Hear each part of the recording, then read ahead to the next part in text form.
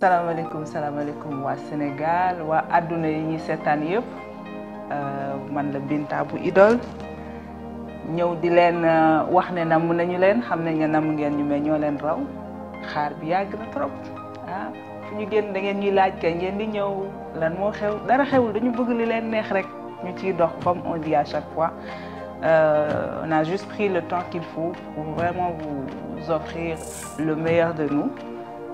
Comme niñ ko doon defee rek ci saison yi ñu jógee ñu bëgg rek def saison bu gënul li ñu doon def tamit bu mu ko yës et on espère que incha allah ci loolu ñu jublu yéen di ngeen ci gis seen bopp di ngeen kontaan et puis di leen wax aussi ñi ngi jéggaluwaat bu baax di leen baalu àq bu baax a baax ci xaar bi xam nañ ne xaar dafa metti trop mais ñun aussi namm nañu dégg leen namm nañu gis leen namm nañu lépp ci yéen.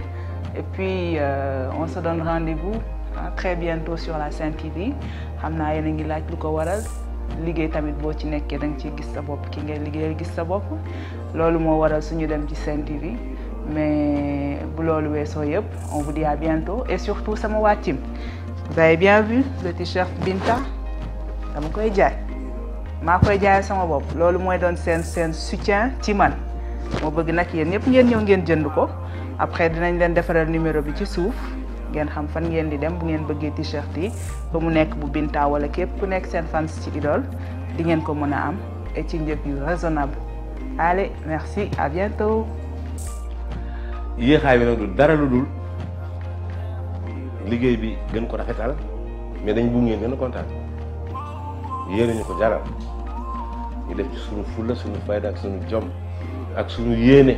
pour ne vraiment pas vous décevoir loolu la ko waral mais yàggatul mois d'août bi gis nga dugg nañ ci kon daanaka ay fan yu néew ngeen amaat seen série préférée Idole 5e saison bii man Grand Laye décision yi ma ci jël dafa doy waar parce que dama lu ma naqari ci li ñu génn dañ ma tooñ dañu rey Malick ce garçon sympathique ce garçon pertinent un journaliste hors pair qui m'a ouvert les yeux moo ma xamal sama bopp bu baax parce que dama réeroon mu delloo si ma delloo buum sa booy ba demoon naa ba réer mais grâce à Malick laa xamaat sama bopp gars yi faat ko noonu du yomb te du ma leen ko baal dama koy fayu ba mu méttee ñi ko def loolu nag xam nañ leen xam naa leen fii la ñuy doore ba faaw lu ni mel duñ ko defati. parce que li ma leen xamal bari na te danaa ko wax de ñoom ñi ko def ñoom laay waxal na leen wóor ne ils auront en face de Grand Laye j'espère que vous allez prendre du plaisir parce que loolu moo taxoon mbir mi ñu togg ko pour mu ñor bëgguñ lu xaay waaw yéen nag fans yi team Idole dafa yaatu de ana fans Grand Laye ah da ngeen di ñëw jàpp ci le Grand Laye pur et dur. il est là il vous attend venez en masse bii ma sol nii bëgg naa képp kuy nooyee Idole nga war ko sol yaa xam ndax Grand Laye nga tey def yaa xam ndax sa tour nga ci bëgg a def loolu moom yéen nañuy xaar et à très bientôt jaajëf gars yi que vive Idole.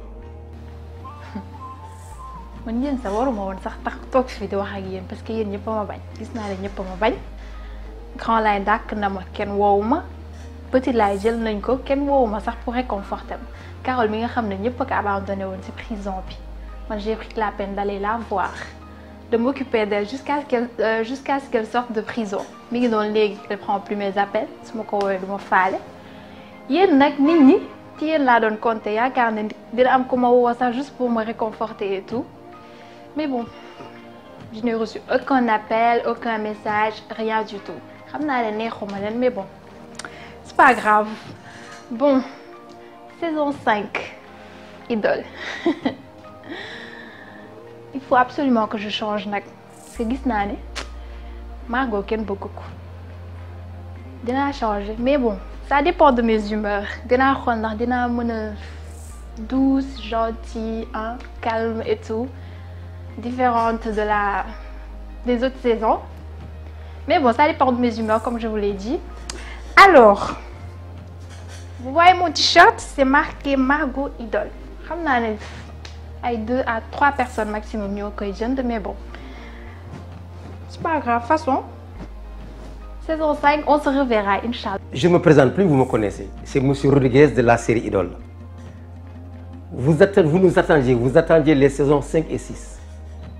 Alors, elles sont là à votre porte. Ne vous en faites surtout pas, on voulait vous allécher. C'est pourquoi on a essayé de faire de très bons produits.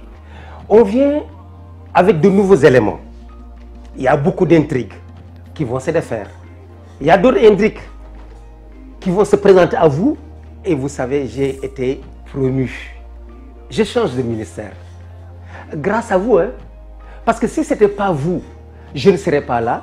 Mais sachez que j'ai eu une promotion dans le nouveau gouvernement. En attendant, pour nous soutenir. Alors vous avez vu ce t-shirt-là. C'est marqué Rodriguez. Alors nous voudrions que chacun de vous porte ce même t-shirt. C'est une manière de soutenir la série Idole. Vous avez voulu que la série soit au top niveau. Nous voulons que vous nous appeliez. Ci ngeen jënd t-shirt yi. Kii Rodriguez moo si nekk sama tur la. Man nag dama bëggoon nag ku nekk sol t-shirt bu mel nii ñu bind ci turam. Bu fekk mun na parce que Idole yéen a ko moom seen idole la. Du ñun ñooy idole yi. En fait yéenay si idole. Alors en attendant, je vous remercie. J'ai revu ma mère. En elle, une jumelle. Malheureusement, elle est partie. Je suis encore seule, comme d'habitude. Mais j'ai une nouvelle famille. La question que je me pose, c'est est-ce que je dois aller vivre avec cette famille ou rester seule? Va savoir. Je ne sais pas vous, mais je crois que je suis meilleure quand je suis seule. J'ai aussi une cousine. Eh oui, une cousine.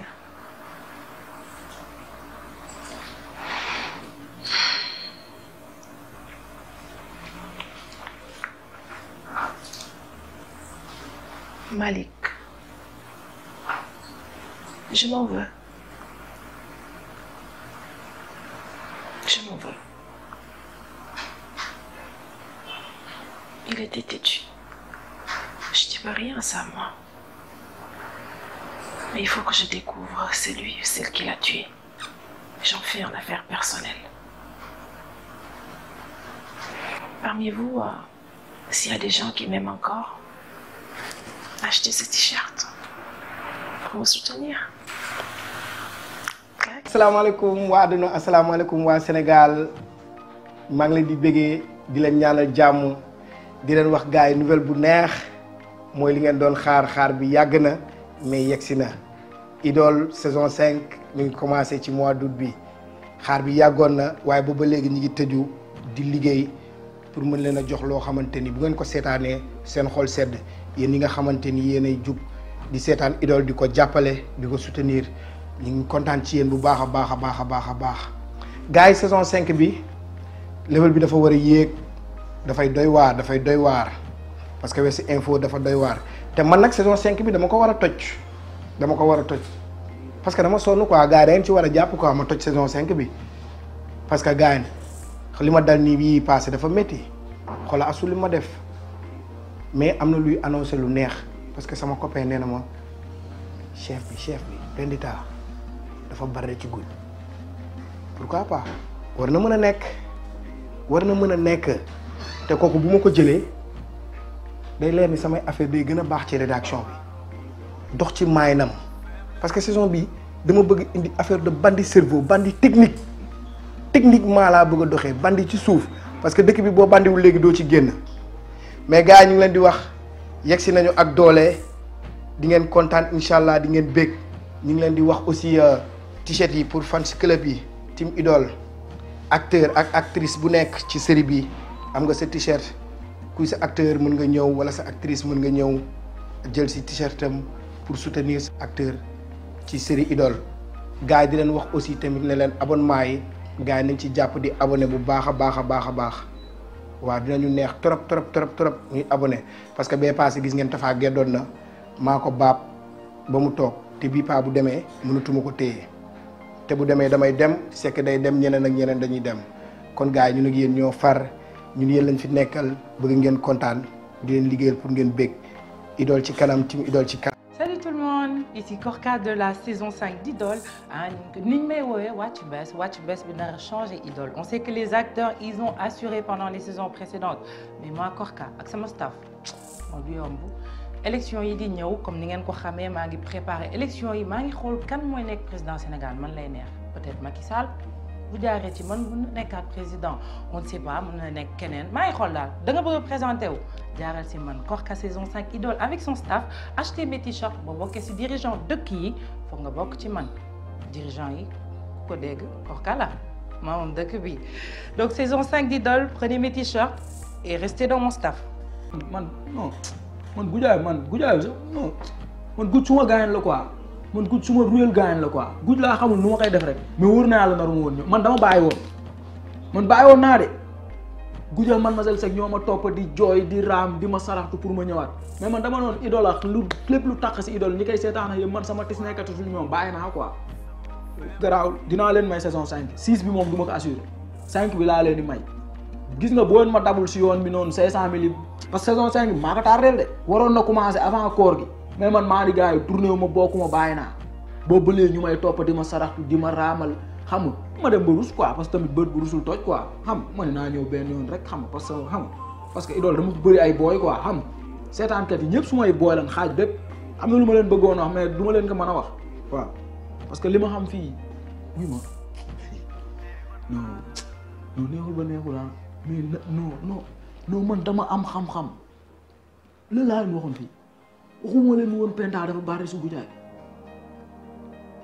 mais ndekete dëggantaan Penda dafa bari su Goudiaby non Gouj dal na si quoi kon Gouj est-ce que amul lum sangoo tey asu suba kii ginna tey patron bi Penda non Penda xamul tax xool na muy dem si Gouj quoi non Penda ma si daloon mais nag du ma ko seetaan moo Gouj quoi parce que franchement parler man loolu du ma arrange parce que Goudiaby mënul nekk fii doon sama pire ennemi ba pare di jël Penda dañ may yëpp Goudiaby xam naa ne moom tëddal ma jaar sa kaw rek moo si des bu boobaa loolu moom du ma ko seetaan quoi saison 5 bi incha allah dama bëgg a dem ut sumay maara yu baax am sama benn boy bu nekk ci ginnaaw kàmb ga fële moom laay dem mu defal ma ay ñaan ma gën a defarlu gën a baax gën a jekkal sama bopp parce que saa tool nii moom franchement parler sérieusement parler war naa jug sama bopp quoi parce que West Info yi maa ngi commencé tekkeetuma fi dara quoi. xam nga gars yi ma commencé grand laay tegatuma sama place fi mu toll nii yooyu yëpp laa bëgg a lijjanti waaw beneen bi si des nag mooy booy t-shirt bi pour samay booy la team Tafa nante yi waxuma ñeneen ñi de ku dul nante bul jënd suma t-shirt ku dul tarkindaa bul jënd sama t-shirt réel liggéey ñooy jënd sumay t-shirt team Tafa waaw sama booy yi am na ay góor am na ay jigéen ak sama paa sama mère ma boole leen ci rek xam naa ne ñoom fan yi dañ may oo quoi naa maa boo naan sa booy yi di ñu si génne yooyu rafetul quoi sama paa sama mère si lañ bokk. léegi t-shirt bi c'est waaw commandé leen rek ma jaay leen si après ñu xool parce que am na ñoo xamante ne foog ma invité leen sama plateau quoi ñu ñëw xool nan laay tourner Idole xam nga nan la affaire yi di demee xam nga ñu dund loolu ak man quoi. léegi noonu la top c'est parti léegi. samay booy t-shirt yi pour yéen la yéen laa ko gis.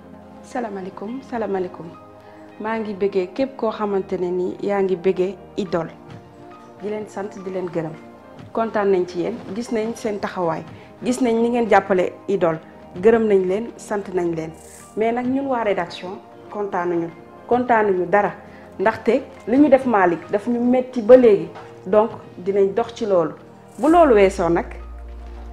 gis ngeen sama t-shirt bu yanj bi maa ngi woo képp koo xamante ne nii yaa ngi bëggee Soda Marème nga ñëw jënd si ko dinañ leen jox numéro yi dinañ leen wax fan ngeen ñëw pour mën ci am incha allah et di leen wax ni que seetaan leen ñu ci Sen TV à très vite merci. Vous ne me connaissez pas, hein? Je viens d'intégrer la 5e saison. Ça va être intéressant, ça va être intriguant. Comme d'habitude, vous savez, on a révélé pas mal de choses en fin de 4e saison. Mais on prévoit encore beaucoup plus de choses, vous nous connaissez. Bon, moi je suis nouveau dans la série, je les ai rejoints récemment. Et je peux vous dire que mon personnage est amoureux. Mais oui, j'aime les femmes. Qui n'aime pas les femmes? Et je suis aussi méchant parfois. Il faut un peu de méchanceté. Vous verrez en tout cas dans quel cadre tout ça va se dérouler. Vous avez beaucoup attendu. Moi-même, j'ai beaucoup attendu. Je suis impatient de voir ce qu'on a fait. Il faut dire que quand je rejoins le cast, je n'avais pas mesuré tout le travail qui était abattu derrière. Et il y a du boulot. On travaille beaucoup. Ils travaillent beaucoup. Il y a des gens que vous ne voyez pas qui sont derrière la caméra. Nous, on vient, on tourne, on part. Eux, ils sont là du matin jusqu'au soir. Mais bon, tout ça, c'est pour votre plaisir. Ne vous inquiétez pas. On fera ce qu'il faut et bientôt, vous allez pouvoir nous découvrir. Soyez indulgents si vous me voyez dehors. Hein. Mon personnage est parfois excentrique. Ça vaut la peine, non?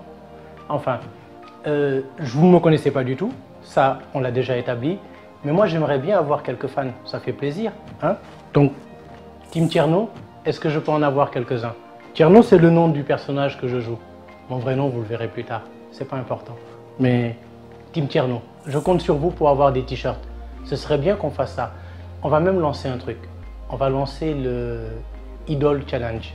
Le but maintenant, c'est de vous photographier avec votre t-shirt, votre nom ou le nom de votre personnage préféré et de le poster sur la page. Chiche, allez, je prends les comptes. Ouh, non, mais franchement, il me faut une nouvelle application. Je ne sais pas comment développer.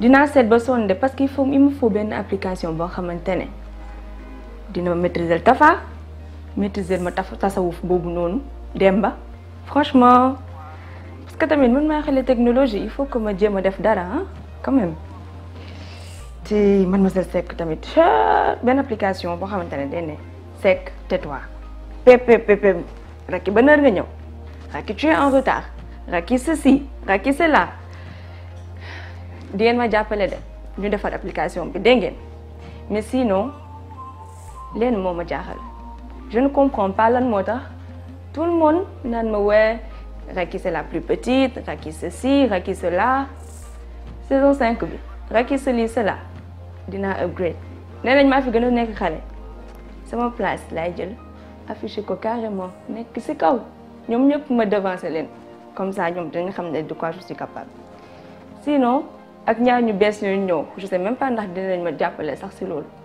Est-ce que duñ ma pousse sax dem ba suma koy expliquer mu naan ma non dañ leen di ganale bref en tout cas tamit ñu ngi ñëw bu baax gis nañ on est en retard c'est vrai mais c'est pour vous donner du lourd toog leen rek xaar vous allez pas être déçus vraiment et pour nous aider pour jàpp si pour xam nag ndax vraiment seen ay idole lañu voici nos t-shirts man moom c'est Team Racky vous voulez me supporter vous êtes gis naa yéen ñëpp ne da ngeen am seen téléphone def leen ni man comme man da ngeen di jënd seen t-shirt gis naa ne Sénégal moom yéen ñëpp yéen a ngi seen ay téléphone comme man rek tout le monde avec son téléphone da ngeen ñoo jàppale jënd leen t-shirt yi Team Racky one love.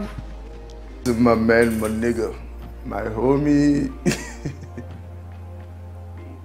ana fan si Adam si an nan tey ana fan si idole yi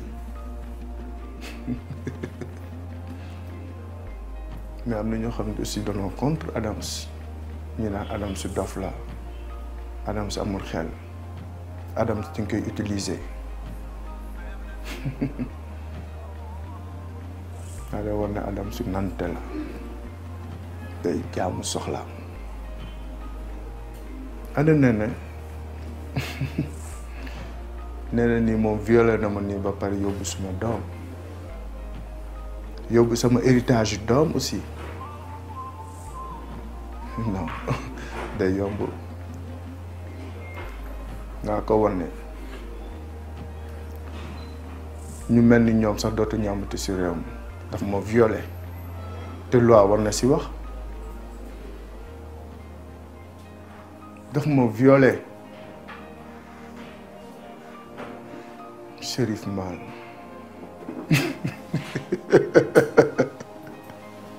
saaka baaka joka ale boo gis am na retour allez boo gis am na retour.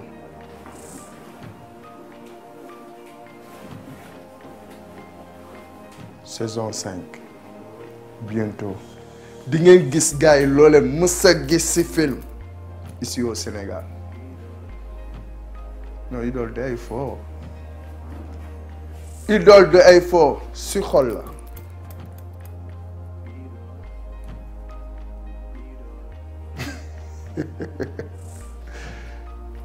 Oui ma surprise bi lenn la pour fan si Idole yëpp mélomane yi dañoo génne benn concept bu bees. Non c'est un film ak sol t-shirt Idole def sinap jël photo yónnee ko waa Idole que ëppale lu mu jaay dinañ la invité nga assister tournage Idole nga seetaan Adams wala benn Chérif wala benn Eva wala benn acteurs yeeg comédiens yeeg yëpp nga xool leen gis leen à live. Du ay fo man love di ngeen gis ay caméra yu bees ay matériel yu bees beneen concept bu bees gars yi man love. wante jaaxle naa sama doom ji réer xaw ma fu mu nekk xaw ma fu mu dem xaw ma ci lu mu nekk ñok sa lekkatul naanatul. Il me parle souvent et toujours de son frère. Je ne sais même pas dans quel état il est et où il est. Dior moom waxuma sax ay waxam Dior moom waxuma ay waxam fi mu nekk sama mon seul problème c'est mon fils. Sama kër gi il faut que je trouve des solutions adéquates parce que lii doy na waar trop xawma lan la waaye nag boo leen bëggee gis taa Alima ak Chérif ni mu mujjee ma leen di invité rek ngeen ñëw seetaan la saison 5 qui va se dérouler sur la Sen TV. Venez nous rejoindre, venez rejoindre la team taa Alima sur la Sen TV ngeen ñëw seetaan ñu. Léegi nag dafa am lu xew ci saison 5 bii ngeen di ñëw. On a voulu faire une performance defar mu baax dab seen bànneex moo tax ngeen yéex cee jot parce que ku bëgg def lu baax foog mu jël temps ñu jàngaat seet seeni mbébét seeni demande pour ñu mën leen a satisfaire loolu moo tax affaire bi xaw a yéex mais agsi nañu incha allahu rabbi dans sous peu de temps di ngeen ñu mën a suivre te nag dafa am yeneen yoo xam ne yi c'est des petites surprises yoo xam ne yi mu ngi am ci biir man nag dama am ñoo xam ne ñi dañ ma bëggal seen bopp soppal ma seen bopp te yàlla rek a tax team taa Alima laa leen tuddee team taa Alima nag voilà un t-shirt boo xam ne bii képp ku ma bëgg man taa Alima képp ku bëgg Idole maa ngi lay ñaan di la convier à ce que nga wut ci t-shirt yi boo ci bëggee nag t-shirt team taa Alima Idole approchez-vous de Evenprod à la société Evenprod ñu mën leen a cee jox ngeen wecceeku ko ak lu tuuti barewul donc j'appelle mes fans à venir s'octroyer d'un t-shirt team Alima taa Alima maa ngi leen di sant di leen gërëm et je vous dis à bientôt. Amis téléspectateurs, l'attente a été très longue, mais vous êtes au bout de vos peines.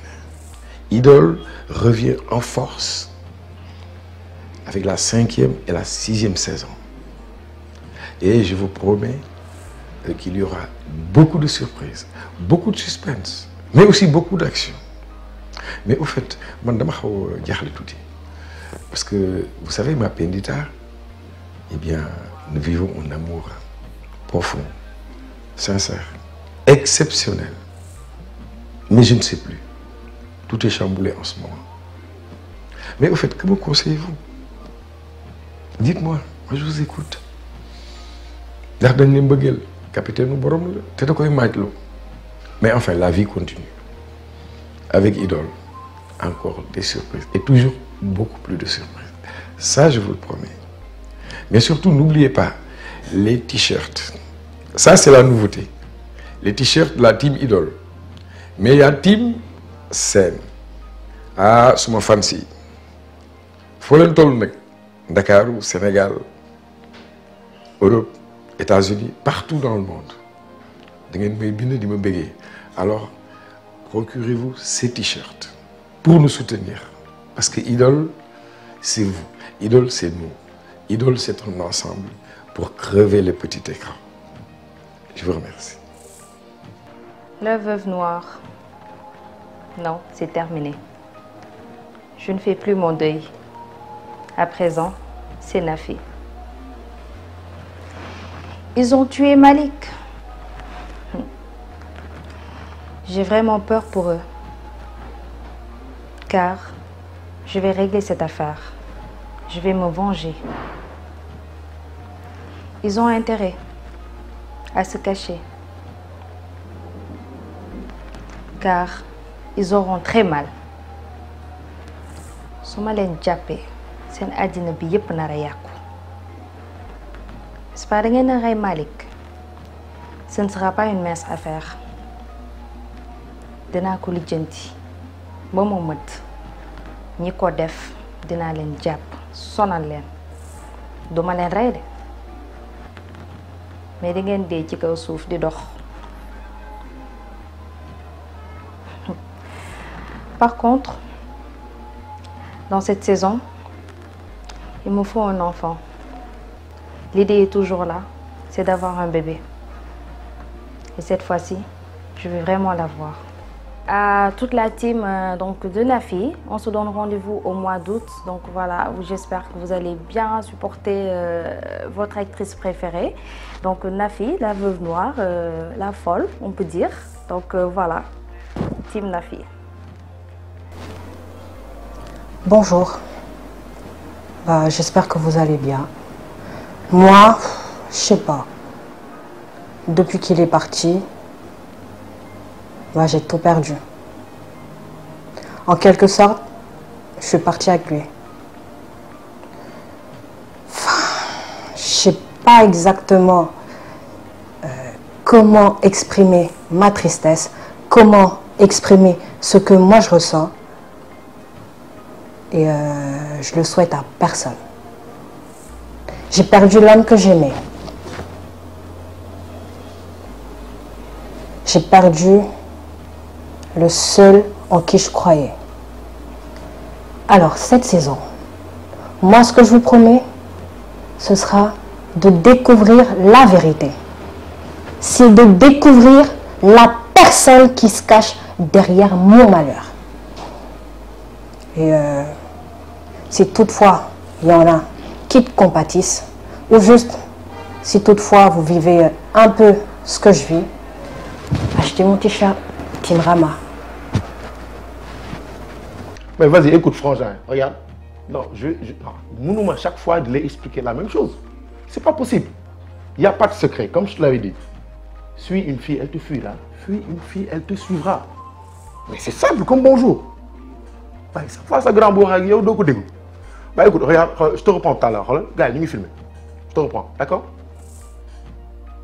Quand même quoi, il faut dégueuler beaucoup boy. Hello guys. Là tu me.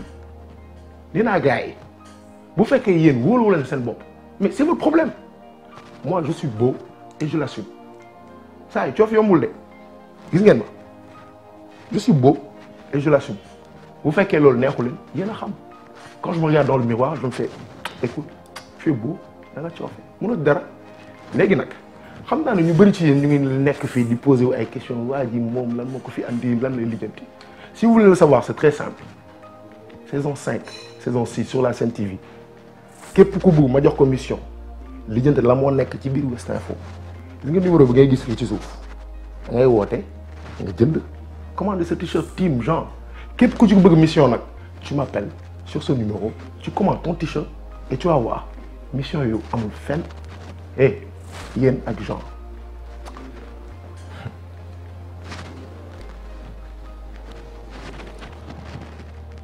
waa man jommiwu leen man sama mariage bi depuis ma yëgal ko Tafa ba léegi déggaatuma ci dara man dafa mel ni Tafa daf ma man maa tooñ sama bopp man Seck man mi nga xam ne damaa toog lu yàgg gisuma jëkkër ah ma gis ko fëgg koŋ-koŋ ma koy wax ndaamali kenn xamul ñuuma la kenn xamul kiñ koŋ kenn xamul fu mu jóge ma wax ko sama problème xale bi yóbbu na ma tas la ba bëgg a dee nag maa ngi nii waaw man tamit nag Seck ah est-ce que xam ngeen ne saison 5 bii man maay kii def patt laay def foog ma changer système du ma nangu benn xale du ma yeb parce que wax ju bari jeeg dugg lu ci sa yoon nekkul ak di lijjanti fi jàmbur maa koy kay bàyyi man maay bàyyi loolu man maay toog sama fulla du kenn bu may yeb grand laay sa dootuma nangu ma yeb ma ñoom ñëpp nag jàpp sama njàmbur liggéey heure wàcc heure rek la sama bopp foog ma jël système boobu fulla rek bu yeboo ñëpp dañ ma bàyyi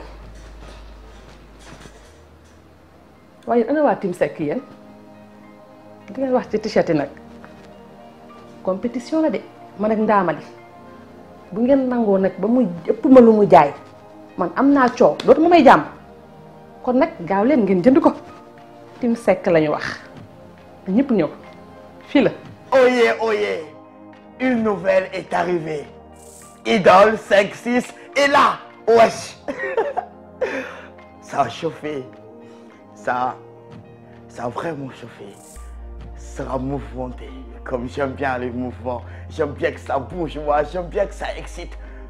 Wesh, ce sera ça. Calme-toi. Calme-toi, jeune homme. Pour cette saison, il faudra que tu essaies de te rectifier un peu, que tu sois plus calme, que tu sois plus sage. Comme ça, tu seras plus mignon. Et tu vas continuer à apprendre la vie. Parce que tu as beaucoup appris. C'est parce que Dieu t'aime qu'il te fait vivre toutes sortes de choses. Sois fort. Aime-toi comme tu aimes ton prochain. Comme tu l'as toujours fait.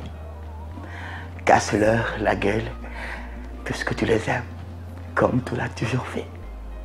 Et je me répète. Casse-leur la gueule comme tu l'as tué. What the fuck?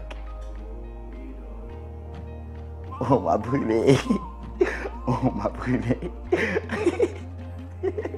Pourquoi vous n'êtes pas venu m'aider? Parce que vous vous dites que c'est une fiction. Alors vous n'êtes toujours pas convaincu que c'est la vie. Que j'ai galéré. Qu'ils étaient 4.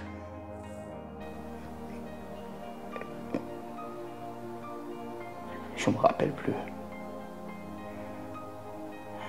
Tout ce que je sais, c'est que je me rappelle de rien. Un gars m'a dit un jour, su ma sañoon dama naan ñëpp def leen lépp waaye ndax ñëpp am nañu kàttanu def lépp ba noppi mel ni man tey. Expérience égale somme vécue.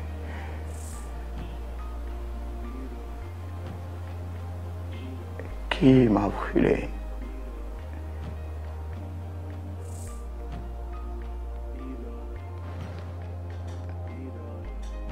I'm Kamfori. Why nga lakk Kamfori?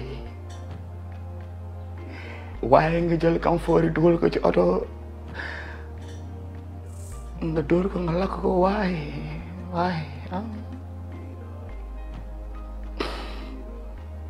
C'est la caméra, sinon j'allais insulter. Putain, si c'était pas la caméra, j'allais insulter de mère, hein. What the fuck? Puisque ça, vous me le permettez. Okay. Slow down, j'arrive mal. Il y a des gens qui m'aiment, je sais. Mais où est-ce qu'ils sont?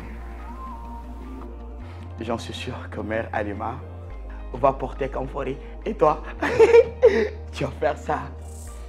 si jamais tu fais ça, prends-toi en photo. Je ne sais pas quelle marque de téléphone tu as, je ne vais pas faire de publicité, à moins qu'ils viennent voir Idol pour être des partenaires. Et comme ça, je dirai leur marque téléphonique. Je ne sais pas, qu'est-ce qu'on dit? Tu peux me le souffler? Marque téléphonique ou marque de téléphone? Ou quoi? Je ne sais pas. Marque de téléphone. Alors là, je dirai votre marque. Et comme ça, vous aurez du bruit. Et vous ferez beaucoup de bruit. Et vous ferez mal comme Sheriff Man et comme Idol. Je sais que vous êtes des Kamfori. Alors, Kamfori man and Kamfori girl, put my shirt and see Idol. Ok, I wanna just say, je vous aime très fort. Et on revient pour mettre le feu encore. Vive le cinéma africain, vive le cinéma sénégalais, vive Idol.